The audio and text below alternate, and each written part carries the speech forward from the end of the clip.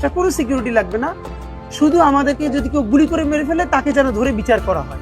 সম্প্রতি অনুষ্ঠিত জাতীয় সংসদ নির্বাচনকে ঘিরে দেশজুড়ে রাজনৈতিক উত্তাপ থাকলেও হাদি হত্যা নির্যাতন অভিযোগ ভিত্তিক মামলার বিচার এখনও সম্পন্ন হয়নি বলে অভিযোগ উঠেছে। নির্বাচন শেষ হওয়ার পরও মামলার অগ্রগতি দৃশ্যমান না হওয়ায় পরিবার ও স্থানীয়দের মধ্যে হতাশা বাড়ছে। ভুক্তভোগী হাদির পরিবার দাবি করেছে, দীর্ঘ সময় পেরিয়ে গেলেও তারা ন্যায় বিচার পাননি। তাদের ভাষ্য, মামলার কার্যক্রম ধীরগতির হওয়ায় প্রকৃত দোষীদের শাস্তি অনিশ্চিত হয়ে পড়ছে। সামাজিক যোগাযোগ মাধ্যমেও বিষয়টি নিয়ে নানা প্রশ্ন ও সমালোচনা দেখা যাচ্ছে। বিরোধী রাজনৈতিক দলগুলোর নেতারা অভিযোগ করেছেন, বিচার প্রক্রিয়ায় গাফিলতি রয়েছে। অন্যদিকে ক্ষমতাসীন মহল থেকে বলা হয়েছে, আইন তার নিজস্ব গতিতেই চলছে এবং প্রমাণের ভিত্তিতেই আদালত সিদ্ধান্ত নেবে।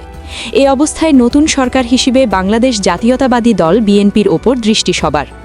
রাজনৈতিক বিশ্লেষকদের মতে, নির্বাচনের পর আইন শৃঙ্খলা ও বিচার প্রক্রিয়ার প্রতি জনগণের আস্থা ফিরিয়ে আনা নতুন সরকারের বড় চ্যালেঞ্জ।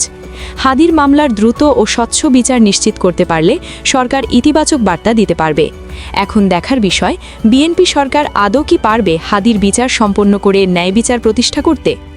আইনজীবী মহলের মতে, মামলাটির চার্জশিট, সাক্ষ্যগ্রহণ ও শুনানির অগ্রগতি প্রকাশ্যে তুলে ধরা হলে জনমনে স্বচ্ছতার বার্তা যাবে।